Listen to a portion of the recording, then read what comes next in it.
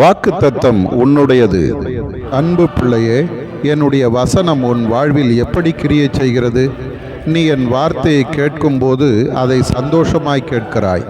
ஆனால் அந்த வார்த்தையிலே நீ அதிக நாட்கள் நிலைத்திருப்பதில்லை.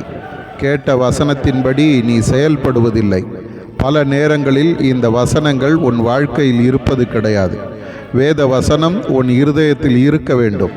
வேத வசனம் உன் வாழ்க்கையாய் மாற வேண்டும். கற்பாறை இடங்களில் விதைக்கப்பட்ட விதையை குறித்து நான் சொன்ன ஓமையை சற்று யோசித்துப்பார்.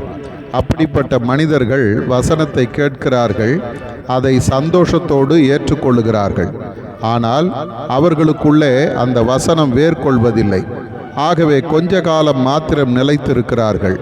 உபத்திரவமும் துன்பமும் வந்தவுடனே விலகி போகிறார்கள். வசனத்தை மறந்து போகிறார்கள். இன்றைக்கு நீ எப்படி இருக்கிறாய்? என்னுடைய வசனம் உன்னில் வேரூன்றி இருக்கிறதா? அந்த வசனத்திலே நீ நிலைத்திருக்கிறாயா? இல்லாவிட்டால் உன்னை ஒரு விசை எனக்கு ஒப்புக்கொடு. வசனம் உன்னில் கிரியை செய்ய உன்னை அர்ப்பணித்து விடு. அப்பொழுது கனி கொடுக்கும் வாழ்க்கை வாழ்வாய். அநேகருக்கு ஆசீர்வாதமாக உன்னை நான் மாற்றுவேன். நீ எனக்கு சாட்சியாயிருப்பாய். ஆதார வசனம்: வசனத்தின் நிமித்தம் உபத்திரவமும் துன்பமும் உண்டான உடனே இடறல் அடைவான். மத்தேயு 13:21.